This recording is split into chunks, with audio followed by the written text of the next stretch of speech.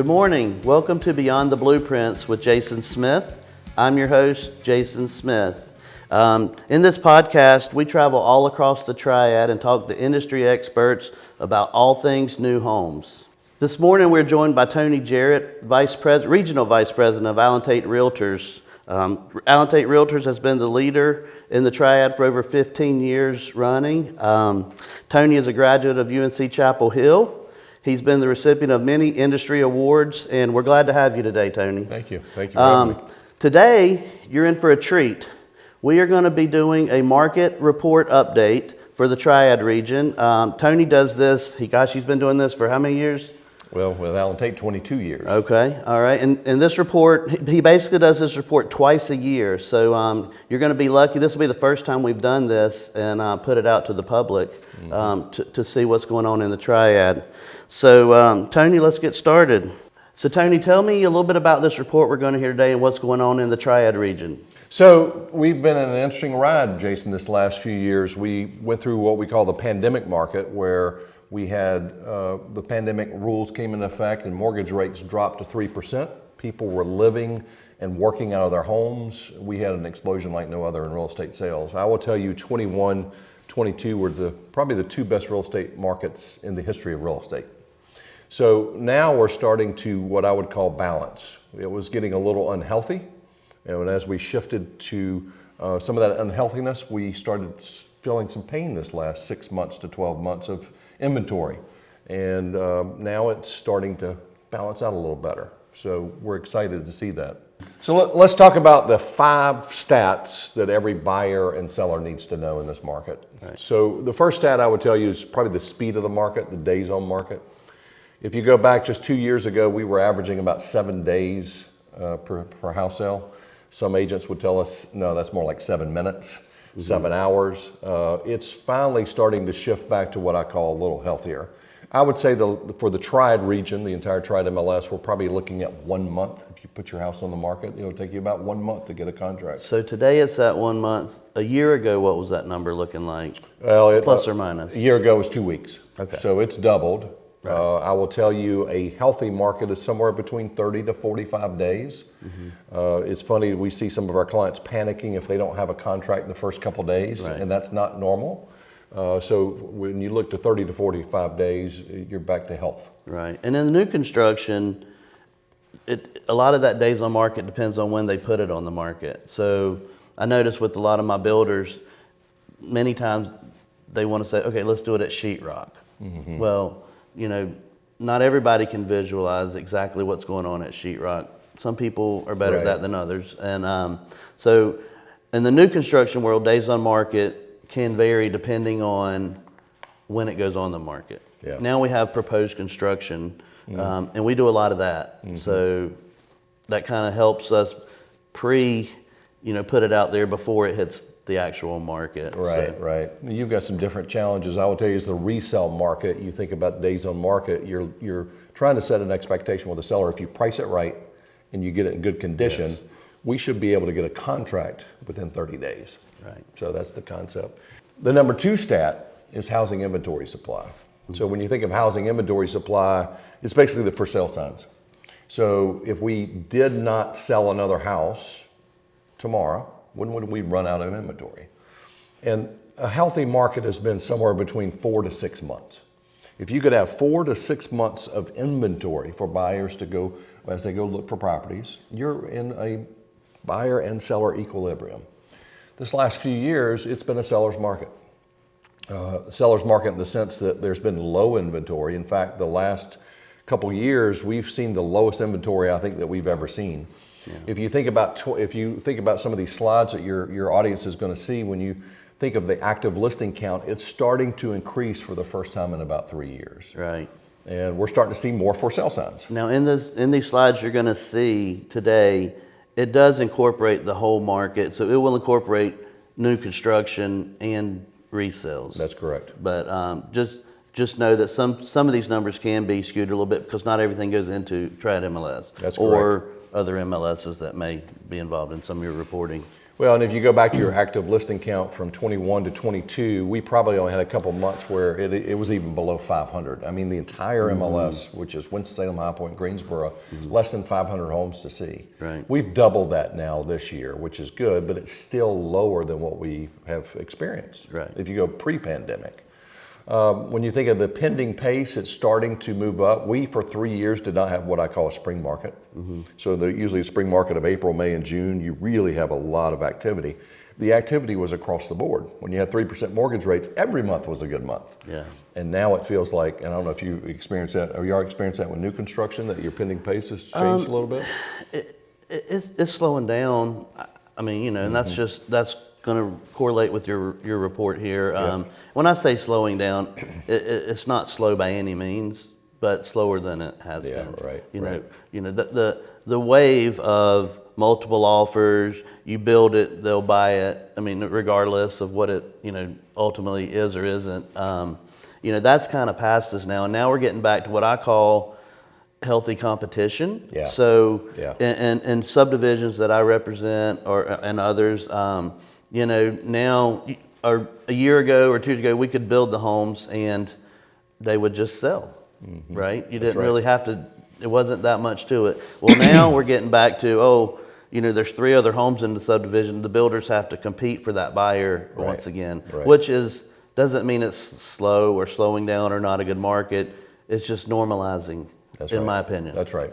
Well, I love your comment, the healthy mix of that equilibrium, because I will tell you, when you look at our pending pace, it's pretty good, but when you take the number of inventory homes we have, the number of sales, it gives you the monthly supply.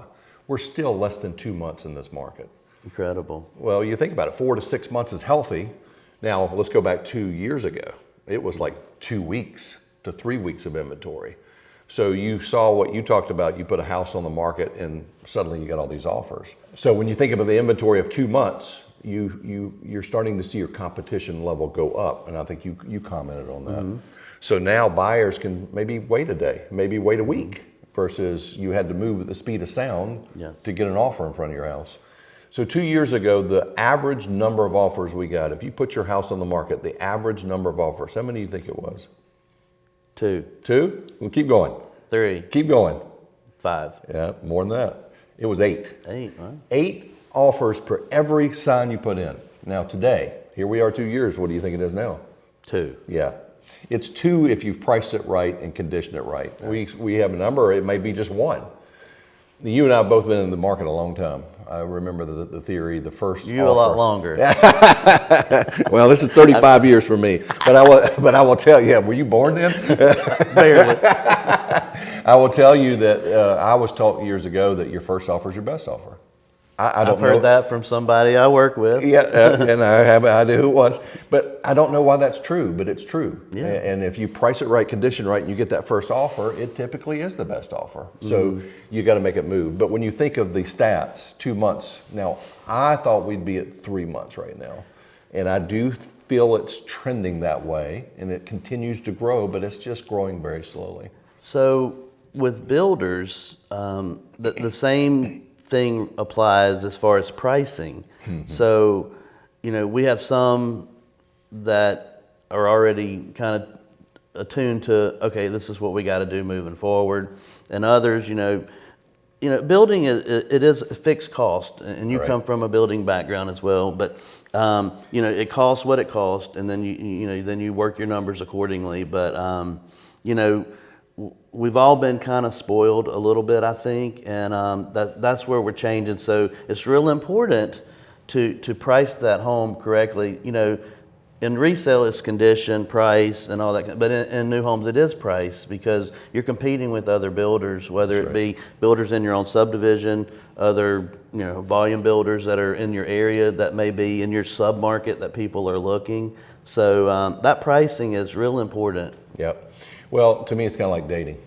First impressions matter. So whether you're a resale or a new construction, you got to hit the market right to begin with. So it's critical. And when you have less than 2 months of inventory supply, that means your competition is pretty intense. Yes. And they are dating other houses. So let's go to the number 3 stat, which is just the flow of showings, the buyers, which is something we track. I will tell you that the number of average Every time you put a house on the market, the number of showings per average is just at 6. That means I'm most likely am going to get 6 showings on my home. Well, if you look at some of the market stats that we've provided, that has cut in half from what it was 2 years ago.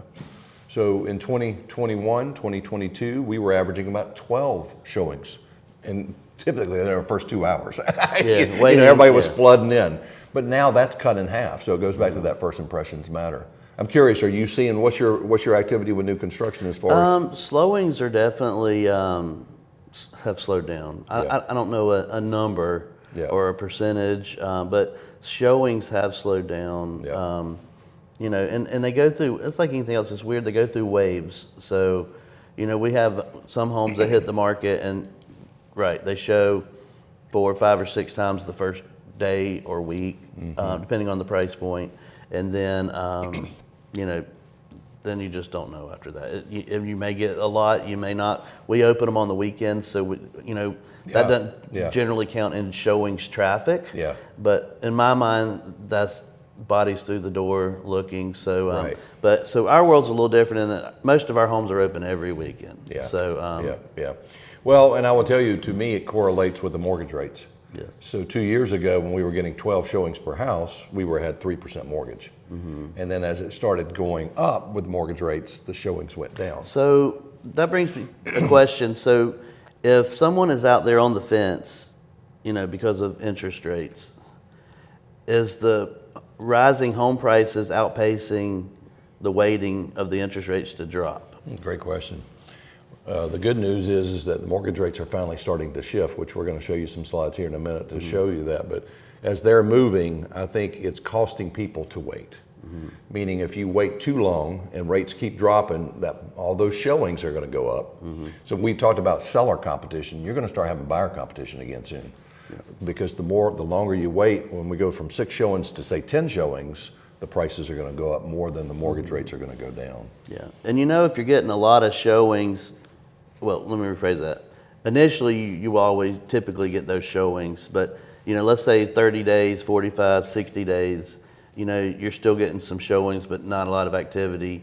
You need to talk to your agent or whomever you're working with and revisit everything, because you may have missed your mark as far as pricing it, or if there is a condition flaw that needs to be addressed. You need to revisit those things, because that's probably an indication. It is. It's very much of an indication.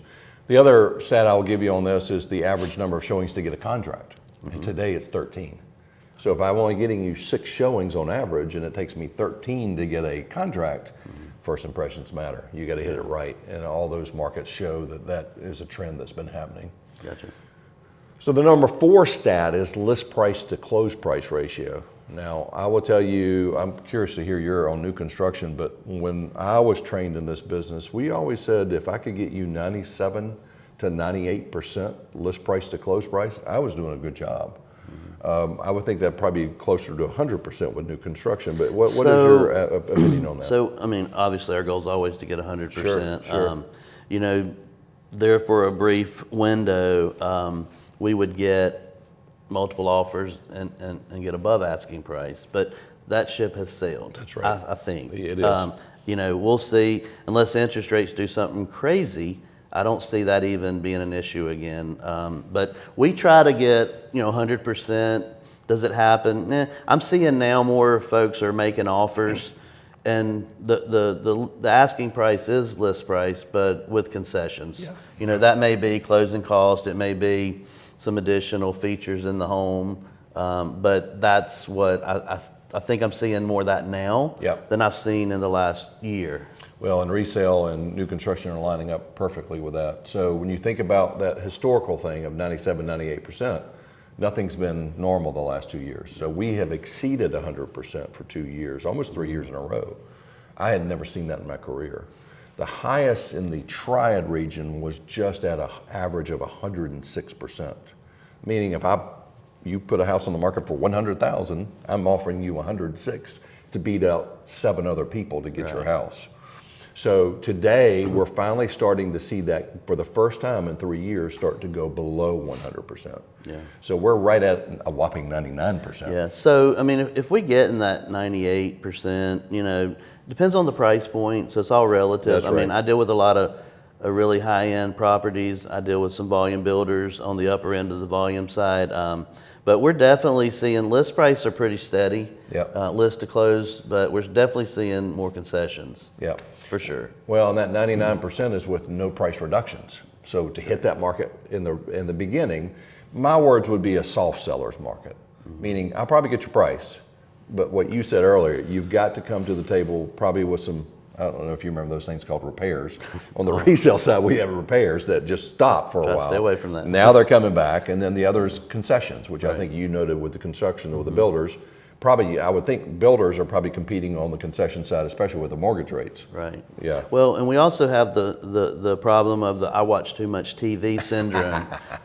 So we'll get you'll get sellers on the resale side, not so much the builders probably, but on the resale side, you know, you get these sellers who maybe 2 years ago or 3 years ago they watched their friends, you know, buy a home and sell a home and make a 6 figures or something crazy. Well, today they want to sell their home and, you know, they want the same deal. Yeah.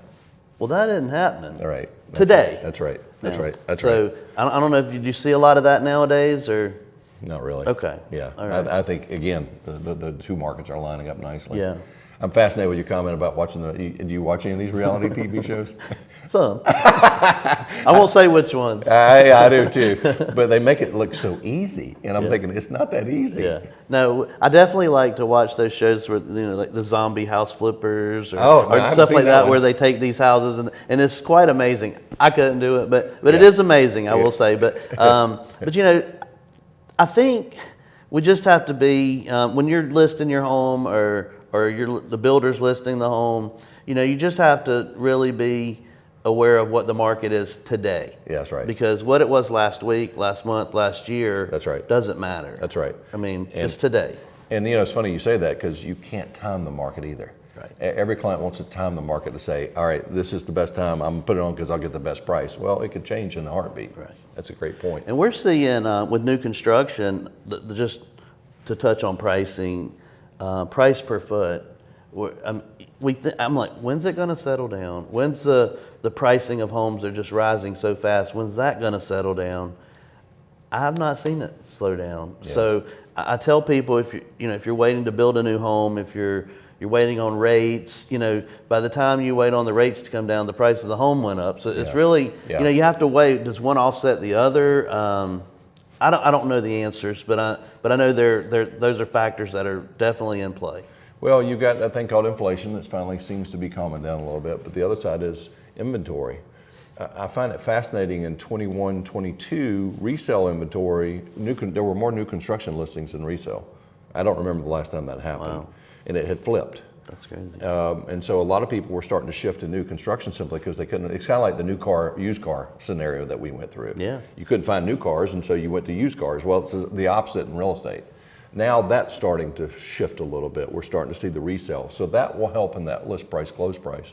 Mm-hmm. Last thing I will tell you though, if you do miss the mark and you have to make a price reduction, as long as you move quickly, and quickly being less than 2 weeks if you miss the mark, we're seeing around a 3%, 97% average is what we're seeing in that trend. Last one, the big one I will tell you, number 5 is price appreciation. It's the conversation that I think all of us have been having for the last few years.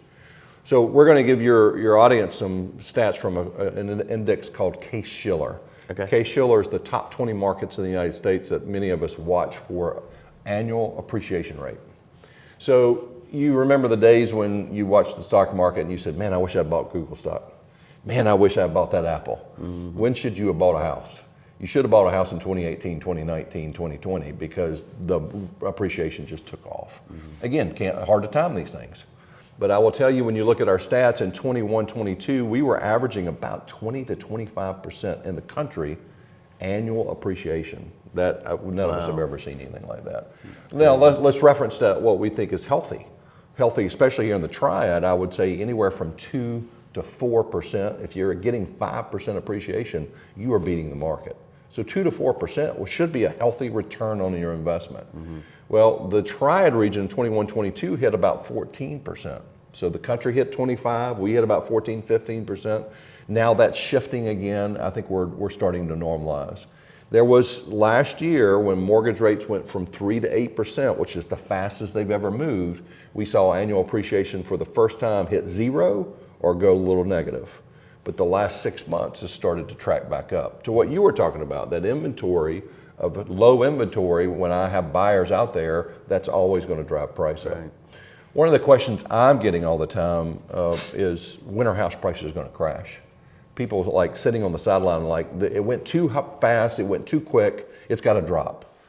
I don't think it's going to. I do not see that happening. Yeah. And the reason I don't, the last time that happened, there was a lot of inventory that was out there to dump, The so distress, to speak. the distress property. Now we don't have that. We are so in the new construction world. We work with a gentleman named Edsel Charles, owns Market Graphics out of Nashville, Tennessee. Pretty smart guy. Pretty smart fella. But he's been saying, I've been doing this for 25 years. I know for at least 20 of those 25 years, he has been preaching that we're going to run out of lots. Now, I don't know if he just would say it every time, but it's happening. Like now, we feel that. We don't hear it, we feel it. And we're burning through home sites way faster than we're replenishing them. How about that? So we have to figure out a way to catch up. There's no way we could replenish the number of lots we need for this market in years. So when I tell buyers inventory is way low, and it's not just home inventory, it's home site inventory, right? And which feeds the beast. That's so right. We have to figure out a way to create sites or find sites where we can get more density. And I think that's a big plan. You see all the Greensboro and all the surrounding areas trying to find ways to create more density with all the jobs, and we're in a good place. That's right. I mean, we have a lot of things to be excited about in the Triad, and we just need to get the housing market moving with that at the same pace. That's right. So, well, one of the most interesting stats I've seen recently, I've been curious if your home builders are going through this, is price reductions. yes. So I will tell you, when you go back to 2022, there were, in the first half of that year, there were a number of months where we didn't have less than 100 homes were reduced. They hit the market and then they reduced the price. Right. You want to avoid that, quite frankly, because when you miss the market, people go, what's wrong with that house? Or they come in even more aggressive with the price when they make an offer. Well, what we've seen last year is going at about 100 per month. We doubled it. We went to 200 and going into 2022, 23. And then this year, it's doubled that. We're looking at almost 500 homes per month. That tells me there's a whole market of sellers who are still trying to get prices. We're talking about that price appreciation, trying to get it even more aggressive like it was 2 years ago. Right. And the market has shifted. So what are you seeing with prices like that, with price reductions, I should say, with home builders? So we're definitely seeing some price reductions, which I haven't seen in a long time. Right. So we are modifying prices occasionally, but I wouldn't say a lot by any means, but certainly more than I've seen in months and years past. Yeah, well, So and I think a lot of it came from the pandemic. You said it earlier in our conversation, you could just put a sign in the yard and 10 offers came. yes. And they would drive the price up, and many of our team would just be like, I give up on pricing. I don't know how to price something. So, and one of the things I try to talk to people about when they come out to visit new homes is, they're trying to sell their home and they're like, oh, I need to get this in order to buy that. Right. Well, it's all relative. And I try to explain to people, you can't sell high and buy low. That's right. The market's either you're going to sell high and buy high, or you're going to sell low and buy low. That's very rarely are you going to sell high and buy low. That's a great analogy. And so I try to explain to people, that they're like, these prices are so high, and I'm like, it is what it is. Those numbers they are, but it's the market, and so we have the cost to do everything. Labor now has gone up, materials are going up. It's hard to get things in some cases. That's much better than it was, a couple years ago or a few years ago. So, but buyers, we try to get them to understand, hey, if you want to sell your house for X, then you're probably going to pay X. Yeah. So you got to know that it's relative. That's right. You know. Well, the market always has a way of fixing things. But today's market is the sellers have got to be a little more realistic on their entry price. But the news for the buyers is there may be a little bit of negotiating right now, right? Which we haven't experienced that in a few years. And even with low inventory. That's right. So let's shift to median prices just in the Triad region. I will tell you, just back in the 21 market, we were probably around 225,000 in the median. Now let's define median. Median price is the middle. So when you take the average, which we'll tell you in a minute, the average is the very best, the very lowest, and you mix those, the median is just in that middle. That middle today is 287,500. It was just 228,500 just 3 years ago. So it's moved from almost 230 to $50,000. Wow. So that's people say I can't afford to buy. Well, you can't afford not to buy. Think about it. You've lost 25% home appreciation in 4 years. That's a pretty good return on investment. But the numbers in the last 3 years are starting to normalize in that 3 to 4%. So if you buy a home, you're building equity. And the problem is that my concern for most of the new generation coming in is they can't afford to buy a house or they're renting. And when you're renting, you're paying somebody else's mortgage. And you're missing out on that. Now go to the average. For the first time ever, we have exceeded 300,000 in the Triad region. So we're right at 324,000. I remember for years I could tell people, well, about 200,000, 175, 200. Now we've grown that 17% in just the last 4 years. So median has gone up 25% in 4 years. Average has gone up 16 to 17%. It's starting to become a very good pace of appreciation each year. What are you seeing in new construction with your prices? They're constantly climbing. The cost, again, what's driving it is land cost. So it starts with the dirt. And so we're out looking for property, we used to be 15,000 an acre. I mean, it's all relative, but I mean, sure. There's every piece of property has its own challenges, such as topography, whether it was a field and you don't have to clear it. There's not a lot of great, but at the end of the day, the cost of land it's gotten to the point on the custom side, you pretty much have. You will pretty much no longer see a lot under $100,000 in the custom world, and and I won't say all across the Triad, but certainly North and Northwest Guilford County, parts of Forsyth County, parts of Alamance County. $100,000, is a kind of a benchmark. There's certainly a lot higher, and there's certainly some a little lower, but I think we've kind of hit where it used to $100,000 was very expensive for a home site. Yeah. Now it's just $100,000. Wow. We have sites. We've recently sold sites in subdivisions for over $300,000. Wow. Or around $300,000, and so that's a lot. So let's put that in perspective. What was the first year you bought your first home? How many years ago, roughly? I bought my first home. I was in my mid-20s. I don't know. That was just a few years ago. Just about 3 or 4 years ago. Do you remember how much you paid for it? So I bought a John Kavanaugh home. It was a condo. Oh, yeah. And it was probably around, I think it was like $72,000. 72,000. Yeah, my first house was 85,000. Yeah. And I'm thinking, you just said the average lot cost is 100. And I'm thinking, that's even more than my first house. Oh, yeah. And then that shows you invest, because you never know. I mean, it's kind of like the stock market.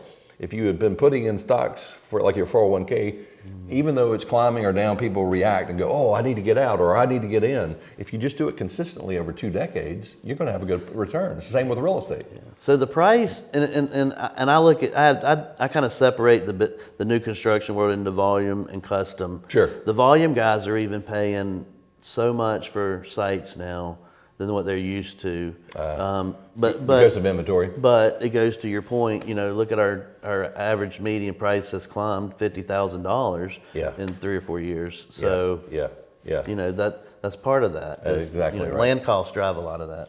Well, let's talk about all the price points. So, we're talking these general areas of the whole market, but let's break it down for a real quick. In years past, I would always tell our team, there's really 3 ways to look at this. The first-time home buyer, under 200, under 250. Then you got that mid-tier of 300 to about 500. And then above 500 is what we would usually say is luxury. And there would be 3 different markets. Well, COVID wiped that out. Yes. COVID wiped it out, and it didn't matter what price point you were in, it was the same. It was seller's market, you pay over list price, you got to move at 100 miles an hour. But now is it starting to shift? And it is. So your average $100,000 lot makes me think under 200 is becoming a unicorn. It's almost like you can't find anything under 200,000. New construction for sure. New construction, what do you think an entry point for me is a new construction? Well, I just had this conversation the other day with one of my developer clients. I would say, 250 to 300 might be your entry level. Yeah. Nowadays, it could be higher. Yeah. For single family. Now, in the multifamily realm, two low to mid twos is, I just don't see anything below that anymore. Yeah, well, that lines up with, I will tell you, in the resale market, probably somewhere between 300 to 450 would be what I call the sweet spot. That's where a lot of the activity is. Yeah. But it's certain neighborhoods, certain zip codes, you can't find it. Yeah. Now, when you start going over 500, the luxury market has moved in the Triad. 500 used to be it. I would say 750 to 800,000 now is starting to get more of the luxury. And you're seeing, when you get over 800, you're finally starting to see the numbers shift. But if you go over $1 million, you're still only talking about less than 6 months inventory supply. Before the pandemic, that was like 2.5 years.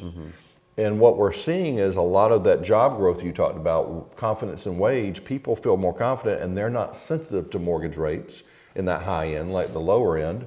And you're starting to see that market be pretty hot. Yeah, and so many of our buyers right now are relocation, and they have to have a home. Yep. So, they can't, not everybody's going in apartments, although we're building a lot of apartments. Right. But some of these folks really just are going to buy a home, and rates are what they are, and if they drop, they can refi. I mean, that's kind of, I got to believe that's the mindset of some of these folks, because they have kids, they have to get them in schools, they have, Yeah, I agree. Life goes on. And to your point, if they're, depending where they're relocating, let's say they're relocating from up in New York, and they come down here, $600,000 house to them here, which we think is expensive. They're like, oh, this is a deal. And the taxes. And the like, taxes, what? yeah. So it's all relative to wherever you're coming from. So mortgage rates. I will tell you, mortgage rates has really been, in the resale side, has been really driving. Go to 3% mortgage rates, man, we were running with our hair on fire. Here's a clear indication. Then you go to the other side, it's 8%, boy, it slowed it down. So where are we going?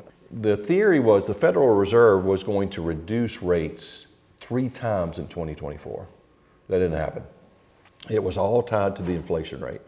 They really wanted to get the inflation rate down to a 2% target. If they could get that, then they were going to start reducing.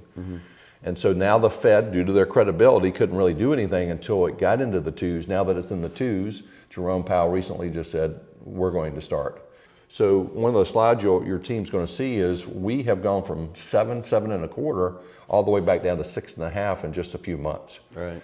I don't know that it's going to shift much quicker because the Fed, again, mortgage rates usually move ahead of the Fed's action, so it's already started.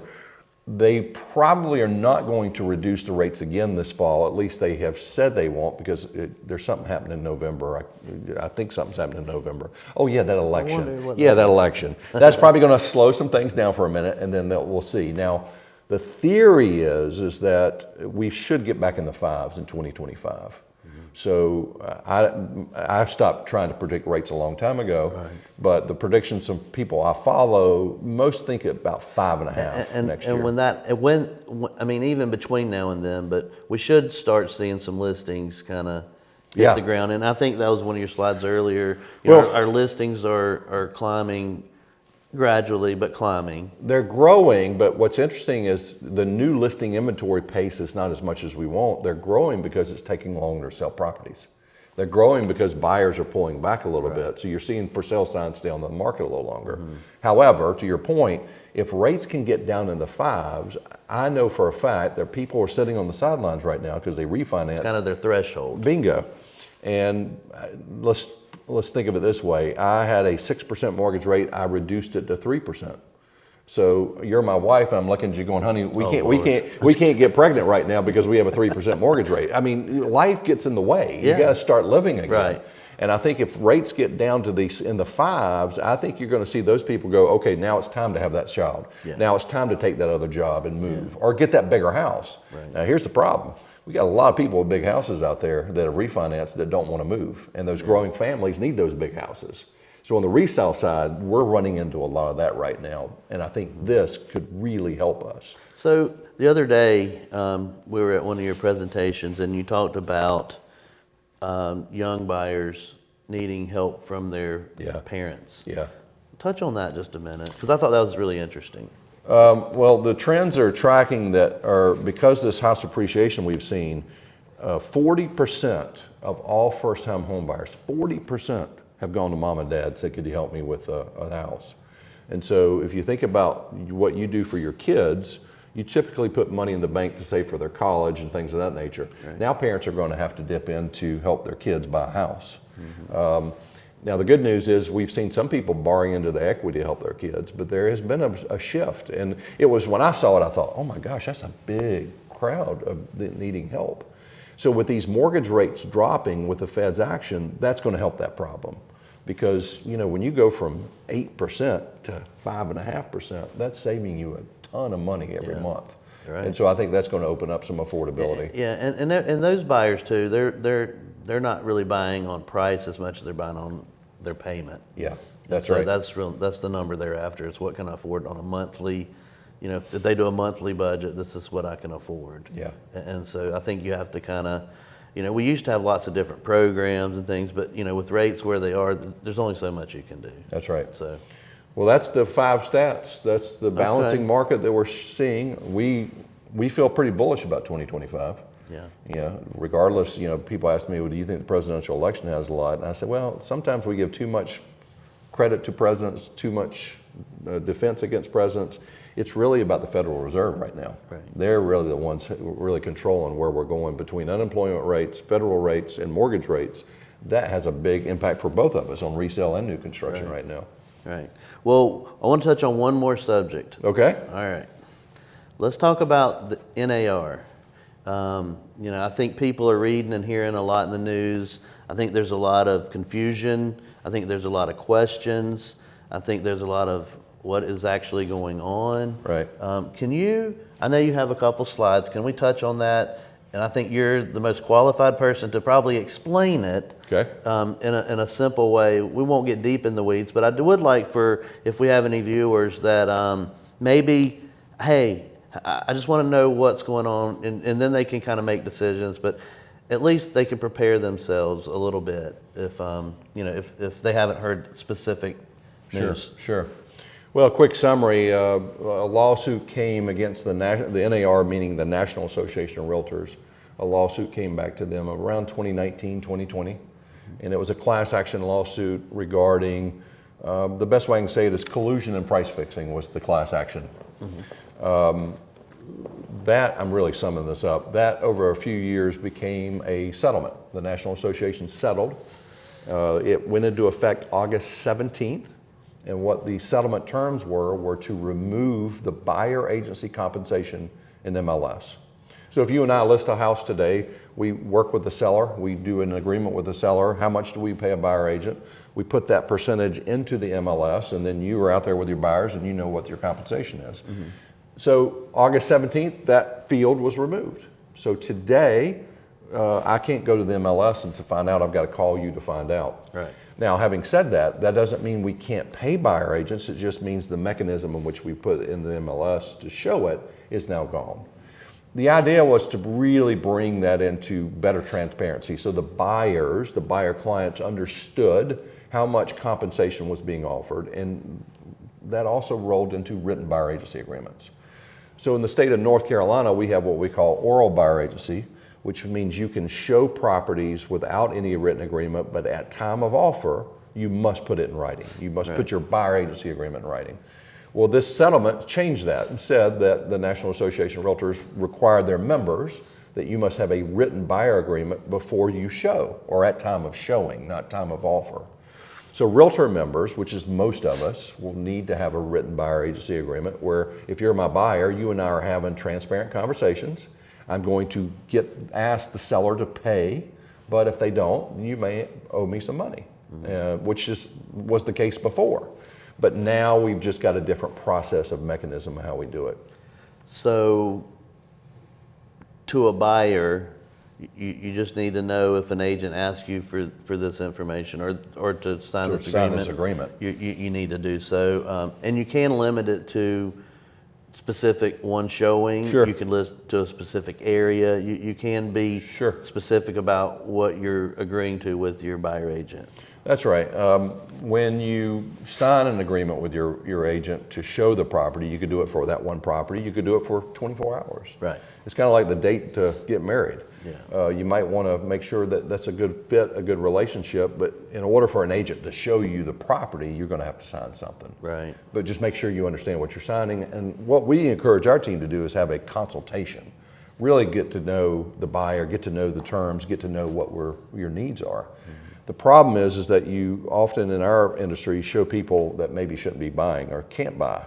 And so you want to value the time that we have. So this helps in that process. So in new construction, it's a little different in that we may be sitting at home or we may be at the office or we may be doing anything. The phone rings, hey, I'm Mr. Buyer, I'm in front of your home on, Lucy Lane. Yeah. And, I want to see it right then, so, we're having to adjust how we do things because, our job is to get them in the homes and sell the homes. But, so they may have been riding through and hadn't even had a chance to have a consultation. So, or they may, the person I'm working with not in town, or, there's all kinds of things now that we're having to kind of filter through.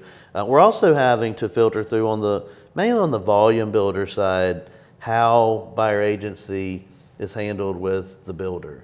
So we're finding that builders are requesting the buyer's compensation portion of their buyer agency agreement. I think some of them have even requested the whole buyer agency agreement, which may be a bit cumbersome, but I think what they're after is the compensation portion. Right. So, and I think we're doing things to try to work on simplifying some of that. Yeah, we're challenged by giving our buyer client's agreement to a third party. Of course. And our clients don't want us doing that. Of course. Yeah, we've tried to create some forms that say, hey, we have a written buyer agency agreement, here's how much we're getting paid. And again, more transparency, the disclosure. I mean, what's really coming out of this in a positive way, in my opinion, is the value that we present to our buyer clients. Buyers want representation. I find that 9 out of 10 times, they want somebody representing them. And think about it. You, on average, buy and sell a home once every 9 years. I had a friend of mine who reached out to me and said, I want to buy a house in the mountains. And I said, when's the last time you bought a house? And she said, 19 years ago. So somebody like that needs a lot of consultation. A lot has changed. A lot has changed. And a lot can change in 9 years. Yes. And so when you think about that, you want representation.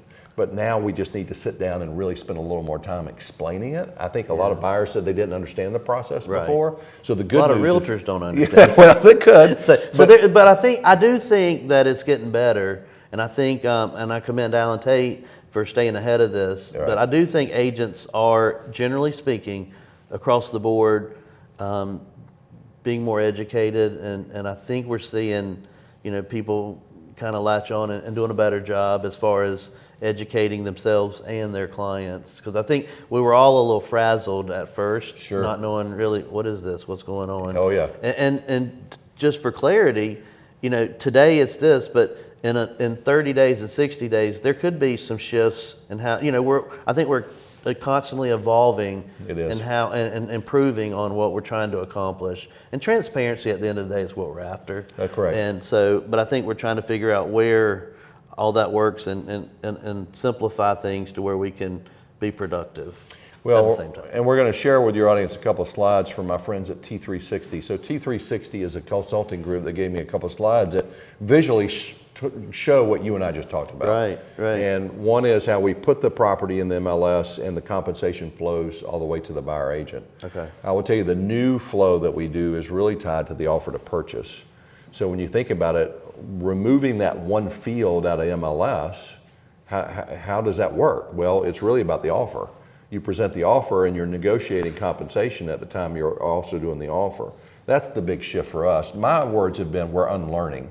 We've done it this way for so many decades, Right. and now we're having to unlearn the way we've done it. And it sounds simple. We've removed one field and now do it a different way, but it's very difficult for us to translate that unlearning into a new way.